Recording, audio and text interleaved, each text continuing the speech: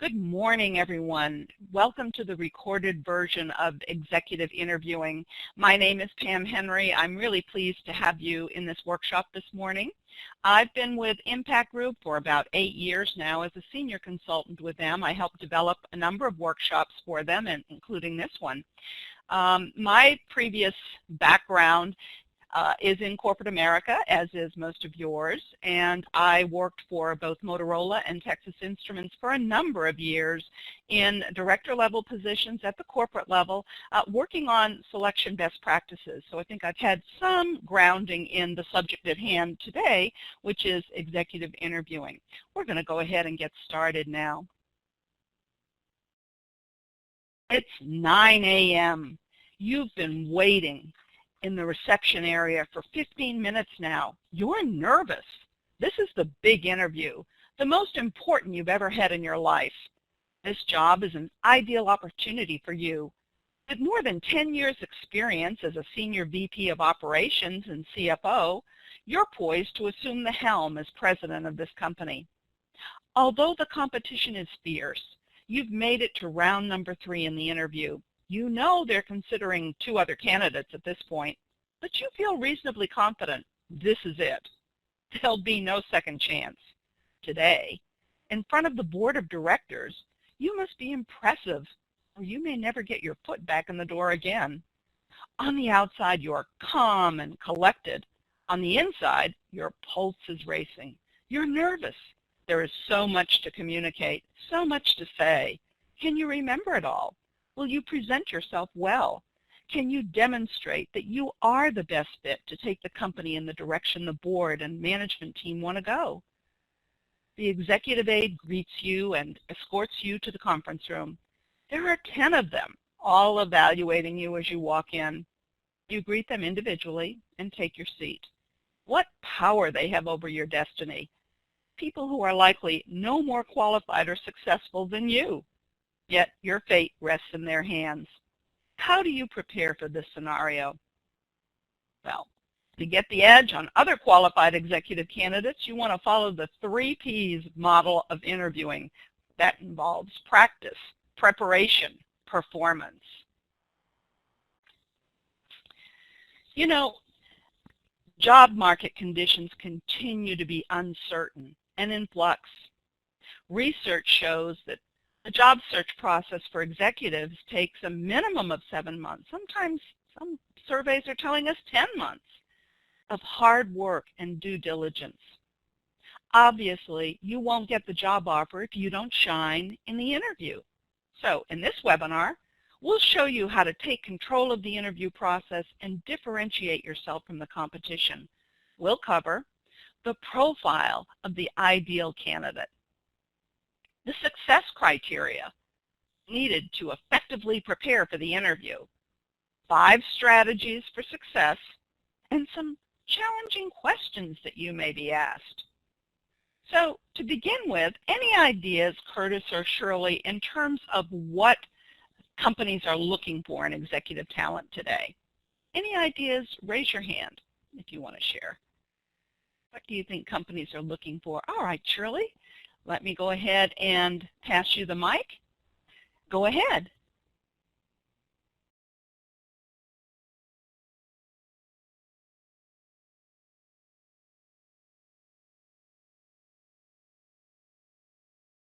Leadership experience?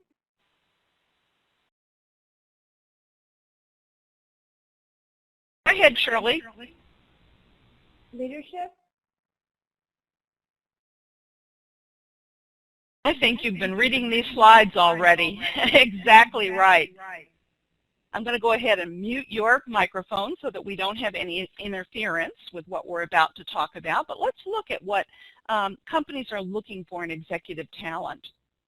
First of all, they're really measuring 5 criteria. The first is thinking style. The second, as Shirley indicated, is leadership style. Emotional style is the third. Cultural fit, and then some desirable personal qualities, kind of a catch-all.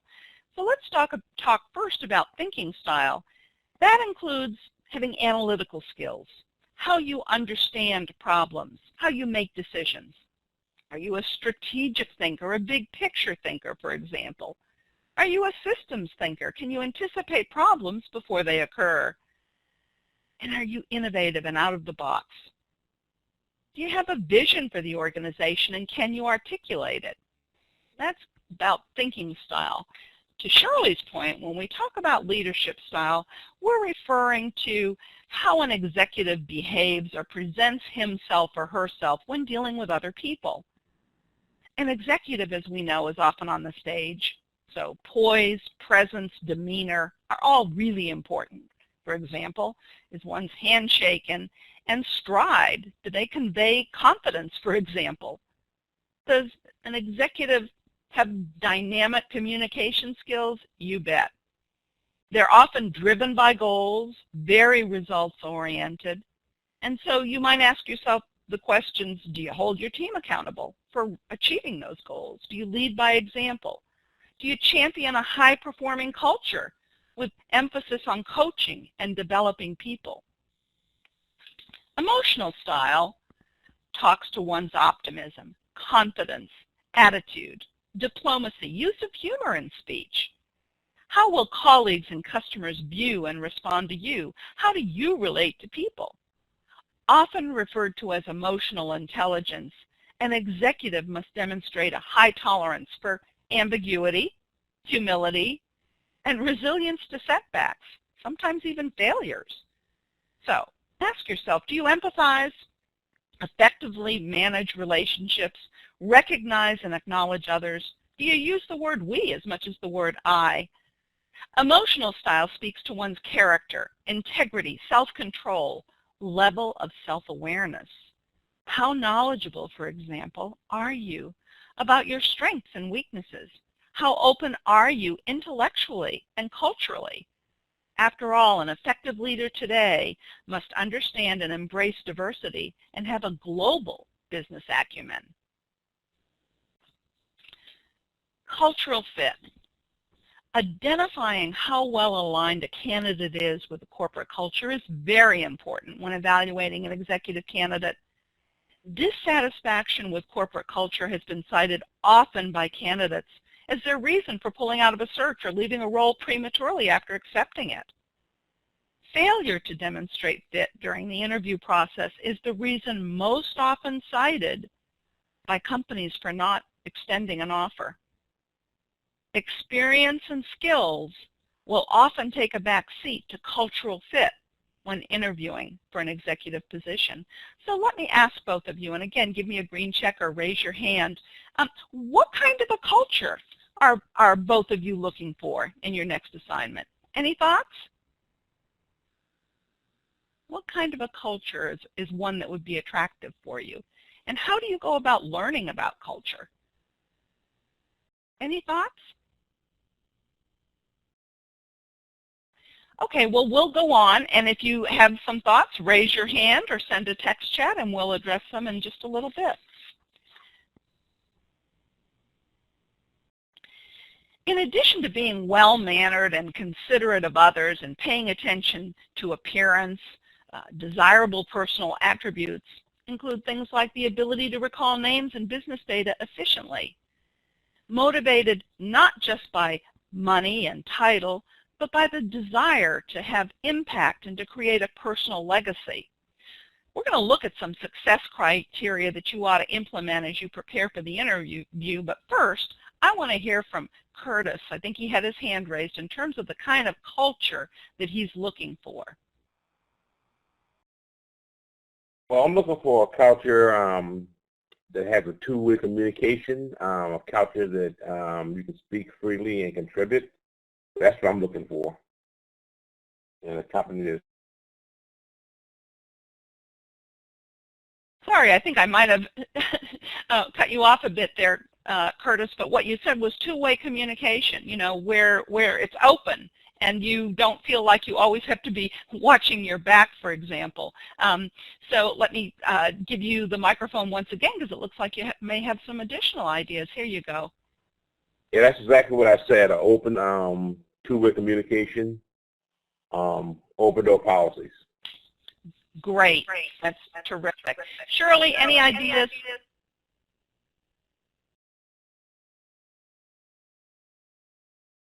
Not at this point, and that's okay. I don't mean to put you on the spot, but if you have some thoughts, send a text chat. Let me know what's on your mind. So as we think about how do we prepare, to really shine in the interview, especially for execs, what are we looking at? Well, obviously, you know that networking is really, really important. In fact, the more senior the targeted job, the more likely it will be found through networking. Our latest statistics indicate that 73% of all executive positions are found through networking. No other strategy lands interviews more effectively, particularly if you've taken the time to identify a networking contact within the company you're targeting prior to ever sending out your resume. That's really important. It's kind of counterintuitive, but it's so important to develop that relationship with somebody on the inside and ask that person to be an advocate for your candidacy before you ever send your resume.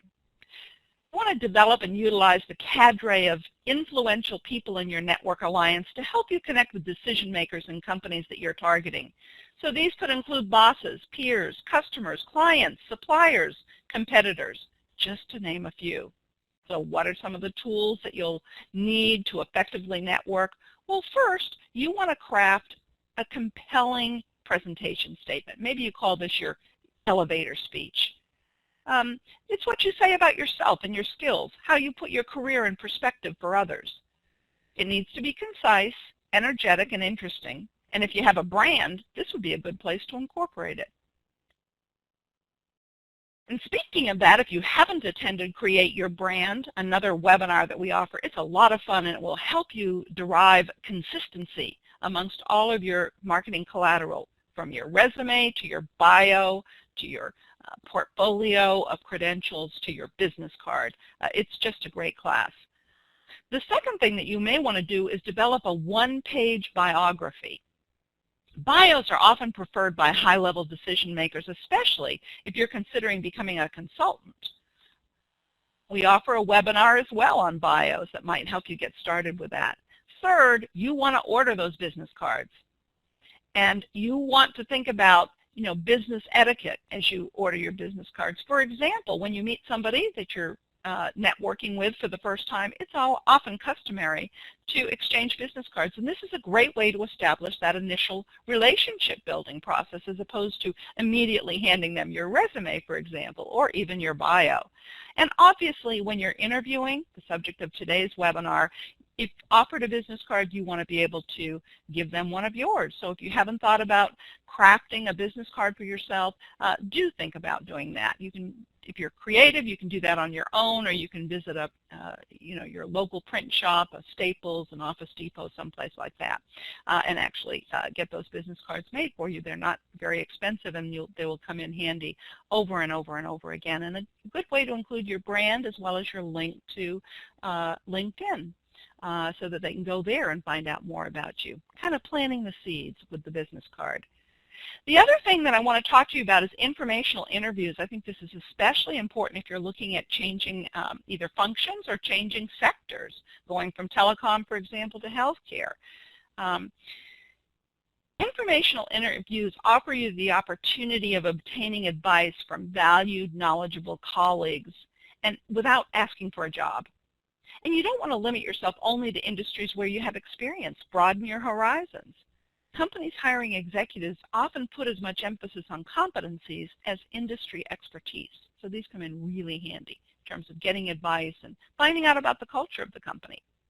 You want to join professional associations and social organizations to expand your networking opportunities. And I'm going to assume both of you are going to raise your hand to this question, or at least give me a green check, that you already have joined LinkedIn. So Curtis, Shirley, and for our listeners today in the recorded event, make sure that you've joined LinkedIn. And Shirley says, absolutely, she has as well, and Curtis has given us his green check. So you know that you can join LinkedIn via IMPAXIS.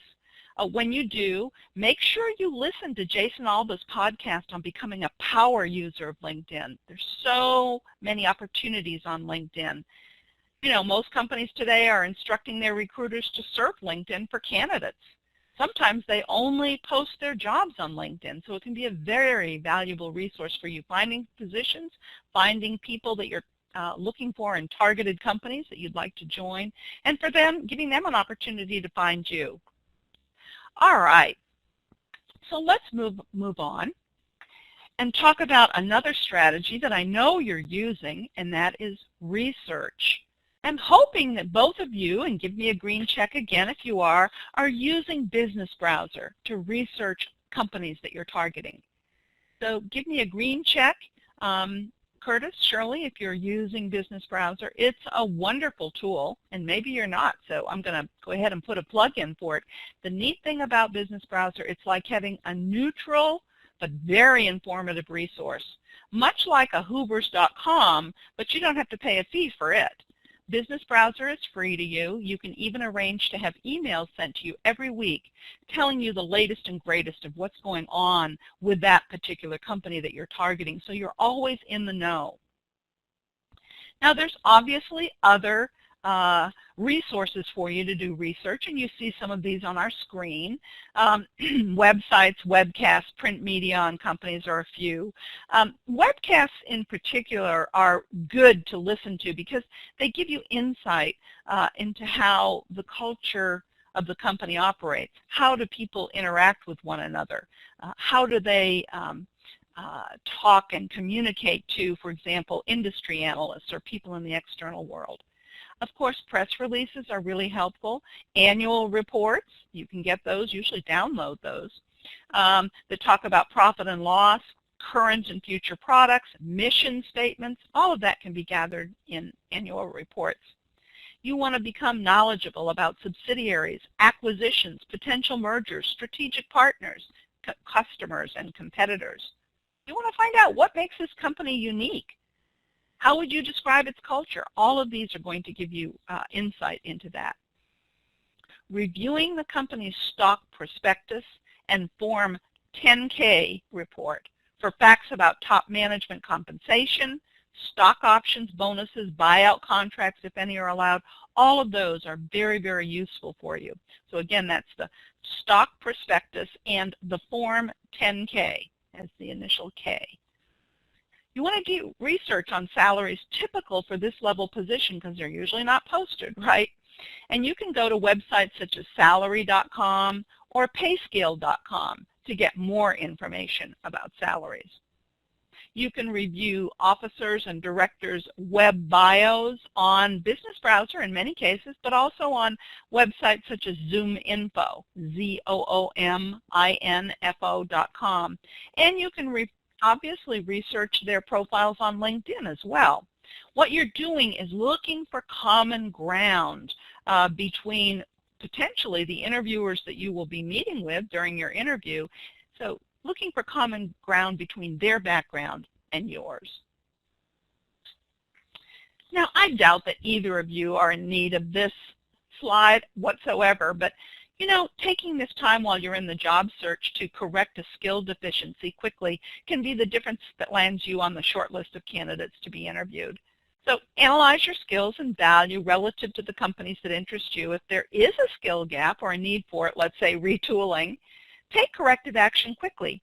For example, if the position calls for expertise in ERP systems or familiarity with SEC regs or a law such as Sarbanes-Oxley, you can conduct research and network to do those informational interviews with colleagues to get up to speed.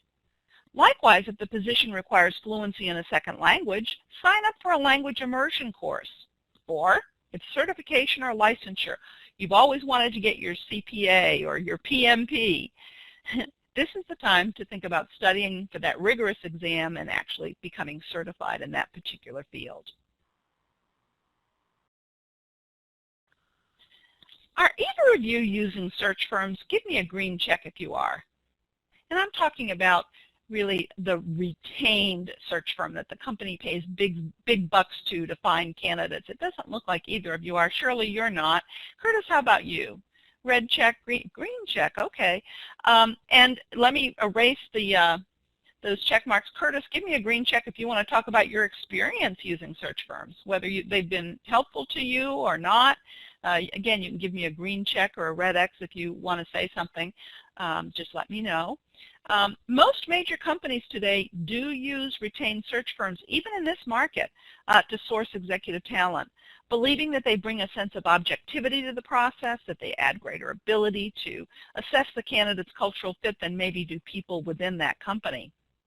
If you can convince an executive recruiter to present your credentials to potential employers, that recruiter can be a powerful ally in landing you interviews. They know the job requirements inside and out and what it takes to be successful. Their expertise in evaluating candidates is highly valued by the client companies, or they wouldn't be paying them those big bucks. They also are a great resource for that hidden job market, those jobs that never get posted. So consider using a search firm as a part of your blended strategy in your search. You want to interview them for their expertise in placing executive-level talent in the industries you're targeting, as well as for their integrity and support. How long have they been doing search work? Do they know what they're doing? Are they qualified to help support you? And do they have integrity, that you can trust them to support you in the way you want to be supported? You have to remember that their loyalty and accountability is to the company that retains them. Nevertheless, they can give you a quick, accurate summary of the company, its culture, and a prospective boss better than almost any other resource. And I see that Curtis has his hand up, so I'm going to go ahead and unmute his phone.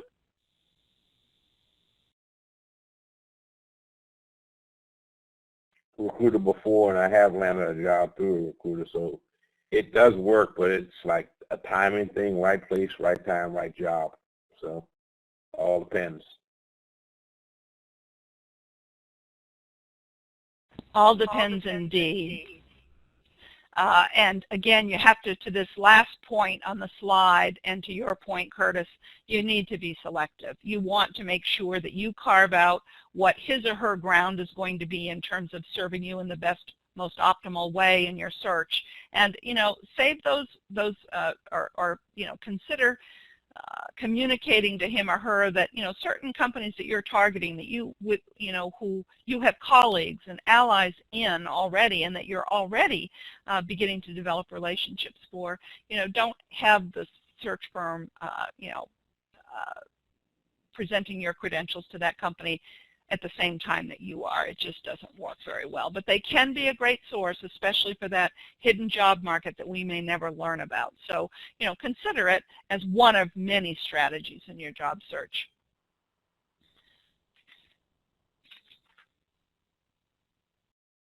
Then you want to ask yourself, am I the ideal candidate? This requires a thorough knowledge of what the company is looking for, its expectations.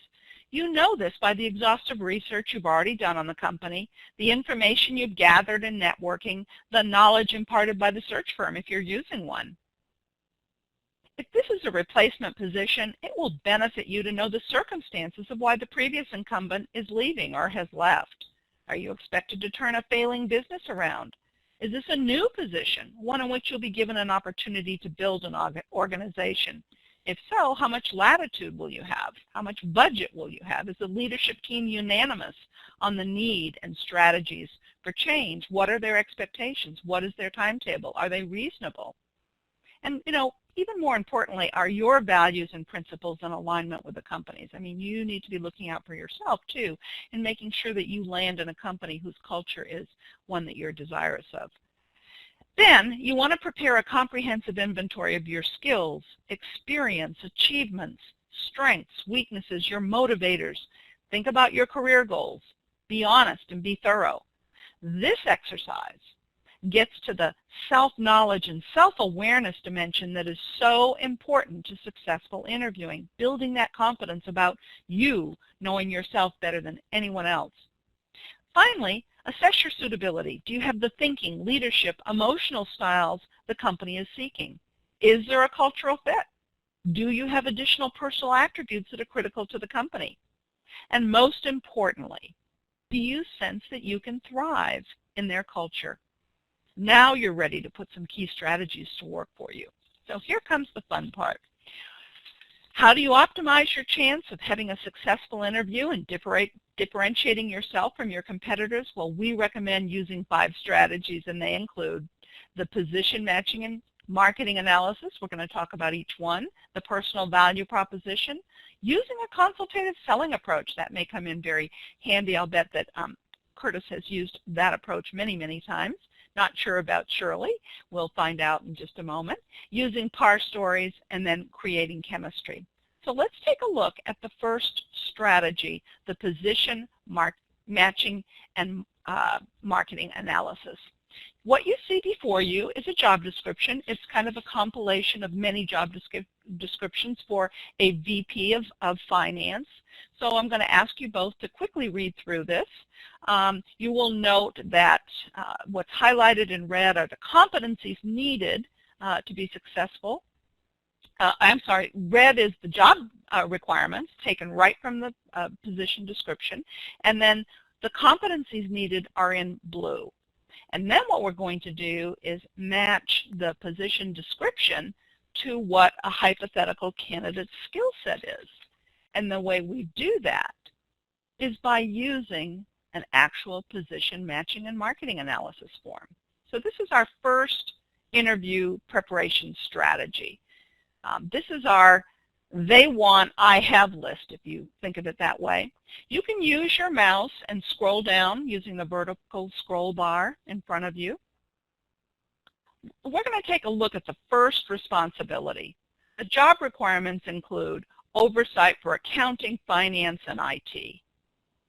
In response, the hypothetical candidate states that her qualifications include currently have responsibility for accounting, finance, IT, and risk management for a major division of a computer company. So it's, again, a match between they want and I have. Well, this hypothetical candidate thinks I'm a pretty good match on this particular criterion, so she gives herself a check mark. Now, let's scroll down together to the top of page 2. And what we're going to see is quantitative, let me get there myself. It will help if I change the page. There we go. So we scroll up to the top of the page and we see quantitative knowledge of business modeling and cost accounting. I hope you're both with me on that. You see where I've underlined in red. And again, the candidate states that in addition to demonstrated quantitative skills, she's proficient with financial software tools, has the experience as a cost accounting supervisor, and again, gives herself a check because she thinks she matches that factor pretty well. If you scroll down just a little bit further on this page, you'll see that a minimum of 10 years experience in senior financial leadership roles is desired. And she notes that she's had 12 years experience, promoted 4 times, from accounting supervisor to finance manager to director of risk management and mergers and acquisitions to VP of finance for the electronics division. Gives herself a check mark. So this is a great tool to do a one-for-one match, I think, as you prepare for your interview. But you'll note that there's there's actually 2 references here where there is no check mark. So you'll notice wedged between those 2 requirements that we've just discussed, one of which is presentations to the board and management team. Notice no check. What the job requirement is asking for is having experience presenting not only to the board of directors but also to the management team. And so this hypothetical candidate says she's presented to the management team twice a year for the last 4 years, but never directly to the board of directors.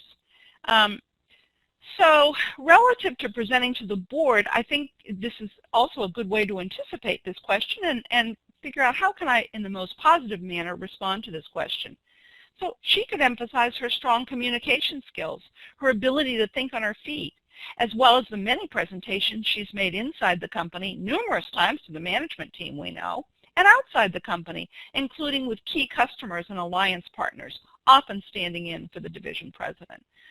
So again, I think this is a great tool to help you, 1, evaluate whether you're qualified for the position, and 2, to kind of develop a strategy on how to market yourself most effectively during the interview, even when there's not a one-for-one match, as we just saw in presentations to the board of directors. So let me see a green check from the two of you.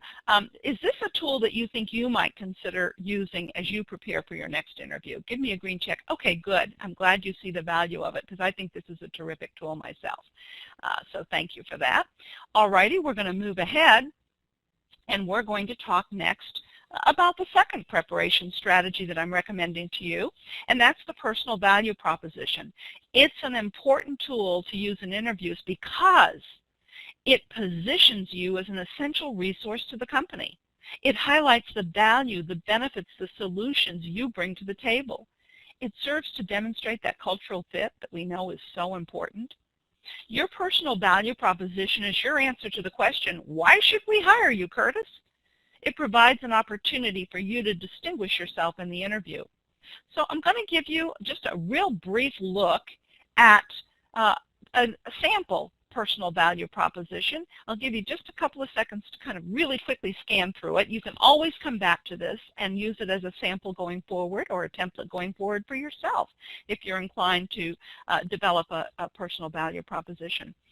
I really highly recommend this. It does take a little bit of work. You could start with your elevator speech as a starting point and then expand upon it. But I think that you will find that you will use this over and over again, not only in interviews, but also in networking, because you're really highlighting that skill set at a very high level, 50,000-foot view of your career, your skill set, what you bring to the table, your value. So I hope that this is also a tool that both of you and our listeners will consider using going forward in preparing for an interview, particularly at the executive level. All right, any questions from either of you on either the personal value proposition or the position matching and marketing analysis?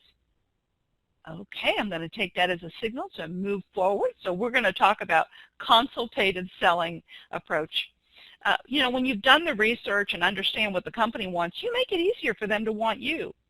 Think of the interview as an opportunity for you, the consultant. So kind of change your mindset a bit. You're the consultant. You're trying to help the client, which is the management team or your panel of interviewers.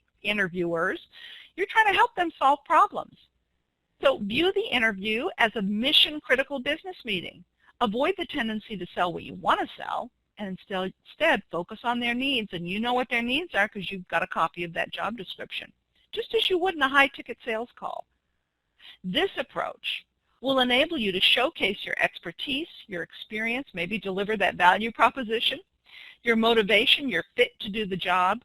Brainstorm during the interview about how to address the most pressing challenges of the company. Demonstrate your leadership style, your ability to think on your feet. Behave your way into the job or do the job to get the job. That's what I like about consultative selling. And then you might think about, how do I use this? What might my entree to using a consultative selling approach look like? Well, for example, you might say during your interview, I know that XYZ is in the process of repositioning itself. Can you tell me where you are in that process? And then you might launch, after they've responded, you might launch into your consultative selling pitch. It might sound something like this. You know, I led a similar initiative at ABC Company, analyzing root causes of underperformance, creating the strategic framework for change, championing a phased implementation of solutions. It focused on 4 areas: restructuring the organization, upgrading performance expectations and instilling accountability, institutionalizing a cost containment mindset, enhancing efficiencies and productivity. And as a result, we were able to increase market share by 20% and drive revenue growth by 40% in just under 1 year. So a very powerful way to be able to perhaps relate part of your personal value proposition, as said before, including those very valuable, impactful metrics in your response. You know, sometimes, though, you need to ask the right questions to create opportunities to use your consultative selling skills. For example, you could ask, there is one thing that I could do in the next 30 days that would be of most benefit to the company, what would it be? I'll bet you'll be remembered as the candidate that asked that question. Or another thought-provoking question, if you could add or subtract one dimension of the previous incumbent's performance, what would that be? Very interesting. All right, let's look at another interview preparation strategy. PAR stories. I know you both know the acronym PAR. Interviewees at senior levels frequently have similar background skills and experience. The ability to connect, build rapport, and create chemistry with other executives is key in the interview, and this is achieved through stories that are memorable, action-oriented, measurable. I just gave a lead-in with metrics, didn't I? Metrics add credibility to your responses. After all, numbers are the language of business. Use them frequently as you respond to questions. Responding to interview questions in generalities is just not as convincing as specifics. So you want to leave those stock answers at home. Establish a common ground with your interviewers with stories that relate real-work problem solving in action. And anchor the information visually for the interviewer. So using these PAR stories is our fourth strategy to successful interviewing. And we know, again, what that acronym stands for. Problem, actions that you took to address that problem, and the results you achieved solving the problem, hopefully quantified if you can. So here's an example of using a PAR to respond to a question. Pam, what do you consider to be your most important achievement in the last year? First, you would state the problem. Our attrition rate was highest in the industry at 30%. We were losing people faster than we could bring them in. It was costing us a ton of money, approximately $50K per person leaving. The actions that we took. I selected a team of 8 business leaders and HR business partners and asked them to identify the root causes of the problem and come up with recommendations to curb this tide as quickly as possible. I cleared their slates so they could devote 100% of their time to resolving what the management team considered to be our most critical business issue. I met with them each week for 4 weeks to status their progress. The results. After 1 month, they had identified the major issues contributing to turnover and presented me a plan to resolve the situation. Their recommendations were immediately implemented. Our retention rate began to improve significantly by 15% in just 3 months. Now, assume for a moment that you were not given the chance to offer this PAR story in your interview. This is where that consultative selling approach would be really helpful. For example, you could ask, I understand ABC company is having a significant turnover problem. How is this being addressed? Depending on your interviewer's response, you might say, you know, I was faced with this very issue last year at XYZ company. Perhaps I could help. Then you could launch into the PAR story that was just cited. Now, let's look at the final strategy we recommend you employ in your interview. It's one we often forget, creating chemistry. An interview progresses more smoothly when you feel in sync with the interviewer, when your chemistry is compatible. Creating good chemistry is our fifth strategy.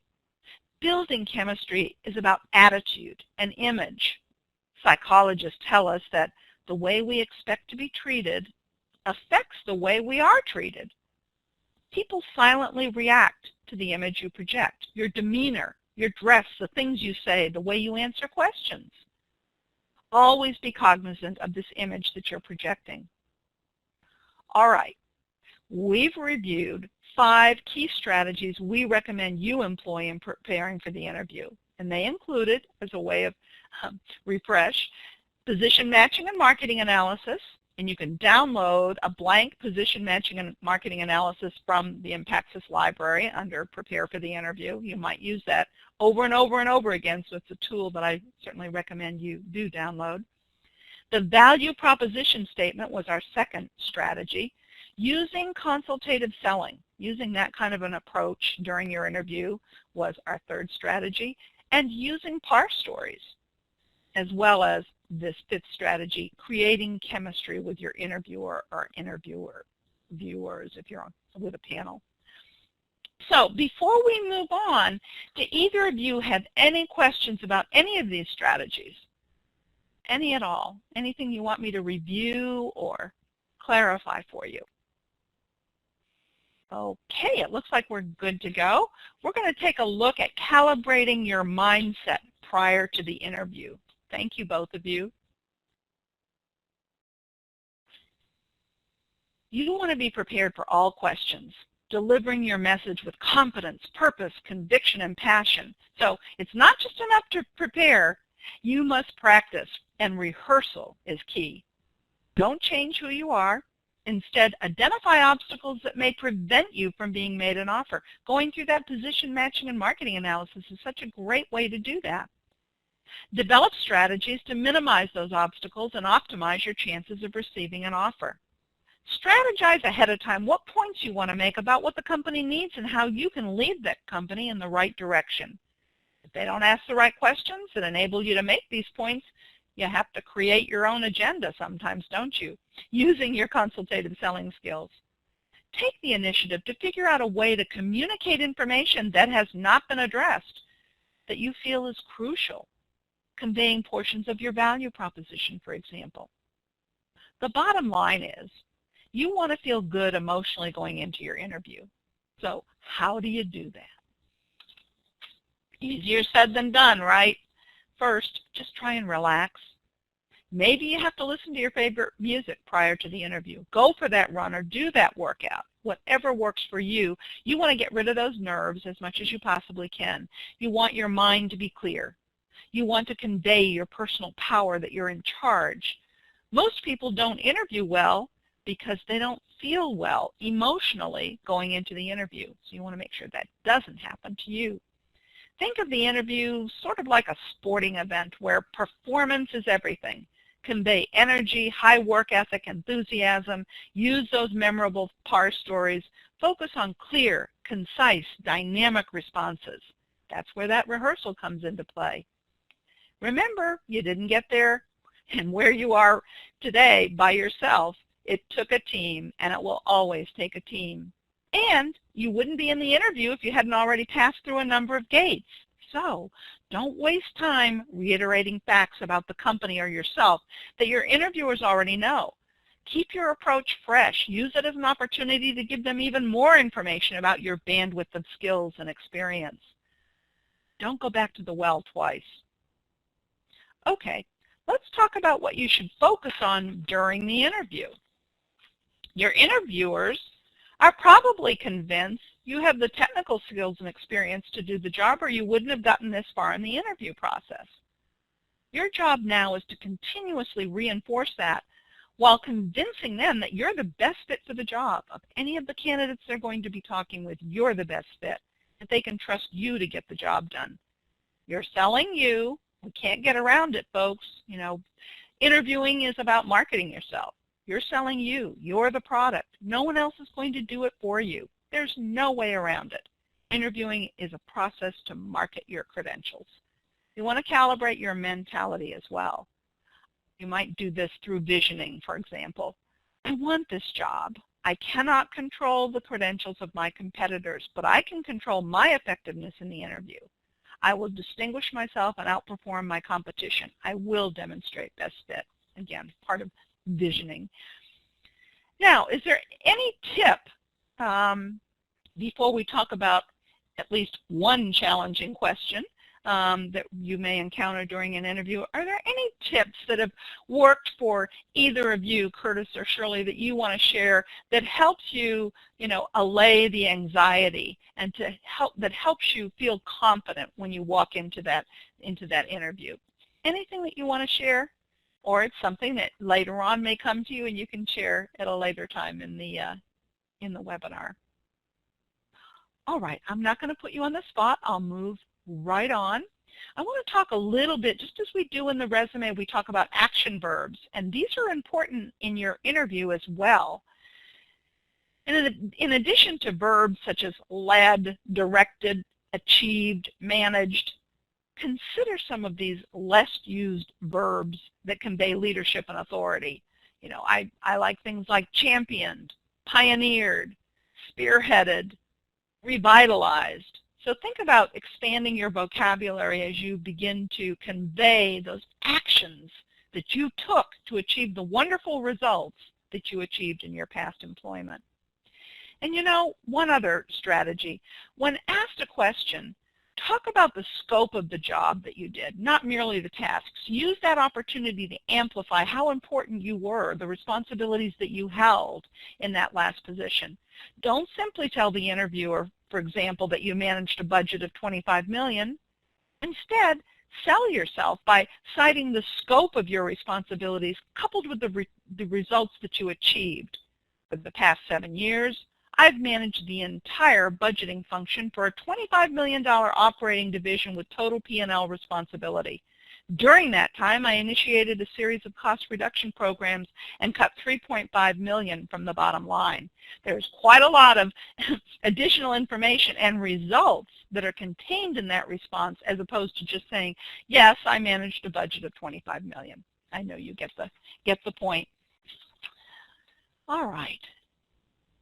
Another good interview preparation strategy is to anticipate questions that you'll be asked and script out responses. And then you want to practice. Again, rehearsal is key. So, for a list of frequently asked questions, all of them behavioral-based kinds of questions, ones that you simply cannot answer with a yes or no, along with some prepared scripts actually, you'll want to go to the IMPAXIS library and look for interview preparation questions. You can also access this document from the home page and click on Secure Opportunity and then Prepare for the Interview. This document may be very, very helpful for you. But one of the questions that you're sure to get at some point in your interview bears some elaboration, and that's the salary question. As part of your preparation, do the research. What are other companies paying? What do national surveys tell you? If a search firm is being used by the company, query that recruiter carefully and gently to get an idea of the range. Plug into salary.com or payscale.com. The rule of thumb here is don't bring up salary first.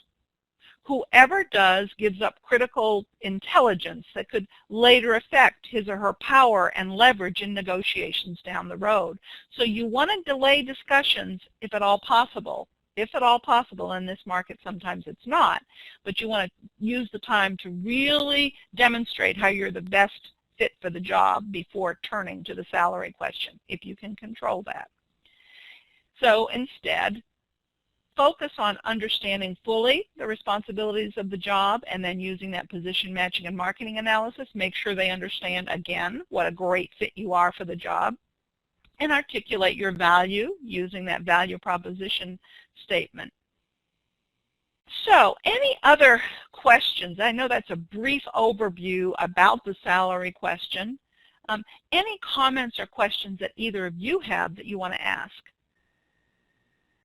about salary? Again, it's something that you want to be prepared for, so at least be able to say, you know, in doing research for, consumer product sales manager positions in the Chicago area, as Curtis is interested in. I've found that most of the salary ranges fall between, $125K and $160K, something like that. So at least give a range if you're put on the spot, and show that you've done the research to try to, ascertain what typical salaries in that geographical location would be. Again, if you're using a search firm, they're a good resource for this information as well. All right, let's talk briefly about questions you want to ask during the interview. Just as you prepare and rehearse your responses, you'll want to prepare questions to ask of your interviewer or interviewers. Developing a set of thought-provoking, strategic questions up front demonstrates your interest and your understanding of what that company is looking for. Questions also give you an opportunity to assess the company, its culture, its leadership team, and whether or not it's a fit for your career goals. Depending on where you are in the interview process, your questions will evolve and change, and so you always want to be prepared to have questions to ask, and you may need to refine those questions after each interview gate that you've passed through. The interview preparation questions document that I just referred to also provides some good prompts and some good strategic questions to ask during the interview. So for another reason, you may want to acquire a copy of that, download that to your desktop. And when you think you've prepared and practiced enough so that you're feeling pretty comfortable, you might want to consider enrolling in a new webinar that we have. It's really an action team. It's an interviewing practice for execs where you can schedule a practice session with, say, 4 or 5 other execs and provide feedback to one another. So it's a very comfortable setting and a way to practice your interviewing skills. The other thing is, think about setting up a practice interview session with your consultant, because he or she is very well versed in asking interview questions, and that's kind of putting the icing on the cake, if you will, your final practice strategy before going into the actual interview. And finally, note-taking during an interview is recommended. A lot of times I get that question, and I think if you can parallel process, listen to the question well, and then effectively respond to it while taking notes, good for you, do it. Because good note-taking can help move that process forward. It will help you to personalize your follow-up correspondence as well, which we're going to talk about for just a few seconds on this slide. As a professional courtesy, always send an email following each round of interviewing to your primary interviewers within 48 hours. This is an opportunity not to be missed to powerfully market your candidacy. Again, we're talking about marketing here, not just your ordinary thank you for the interview kind of follow-up email. You want to personalize each email, and emails are fine, by the way. Doing so immediately keeps your candidacy fresh in the interviewer's minds. Clearly articulate your qualifications, your achievements, your track record of success in your thank you email. This reinforces your interest in the position and gives you another opportunity to tell in a very compelling way why you're the best person for the job. You could summarize your value proposition statement. You could demonstrate best fit using a synopsis of your position matching and marketing analysis. This is your final opportunity to differentiate yourself in a positive way from the competition. And by the way, there are some excellent sample marketing letters that you can use in the IMPAXIS library. Look under Craft Your Correspondence. You may find some really good information there that you can use or steal shamelessly from. Occasionally, a follow-up call after the interview may be in order, especially if you've promised some additional information that doesn't lend itself to a follow-up email. Just as with the Power thank you email, any follow-up calls should be strategic. In effect, you're getting yourself a second interview with that hiring manager, so it's really important to be strategic and prepared. Don't wait until the interview is over to enlist your advocates in your network. A strategic phone call from a highly respected leader at this juncture can often mean the difference between getting the offer or not. And finally, don't put all your eggs in one basket. Even if you think your chances are good of getting an offer, continue that job search. And don't forget about utilizing the opportunity to negotiate once that offer is received. We have a negotiating strategies webinar that at that point in time you'll find very, very helpful. In closing, the most crucial strategy to effective interviewing is to demonstrate your value to the company and how you're the best fit for the job. Behave your way into the job. Don't forget the importance of relationship building skills and behaviors. You're constantly on stage, and these personal attributes are being evaluated throughout the interview. You're the product, sell yourself. Finally, be diligent in preparing for the interview. Interviewing is more of an art than a science. It takes practice. And remember your 3 main objectives. Distinguish yourself from the competition during the interview process. Get the offer, and negotiate firmly and fairly. Now, before we close out this session, what questions do you have? Any questions at all? Okay, Curtis, let me mute my mic. But during the course of the interview, I've heard both ways. Is it appropriate to ask the interviewer if it's all right to take notes, or just start taking notes on your own? Or should you ask them first?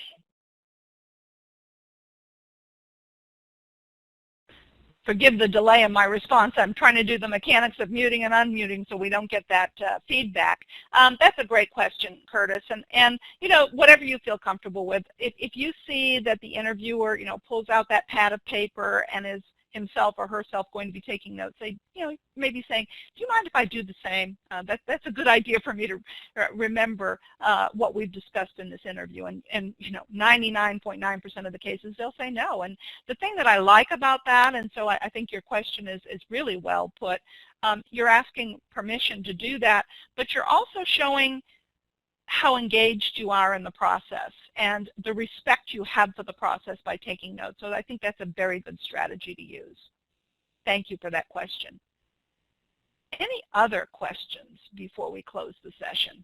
And I'll stay behind to answer any questions you have.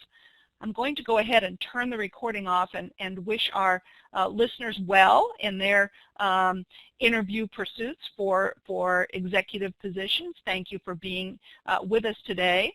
And if you have any questions, either refer them to me, Pam Henry, or to your consultant.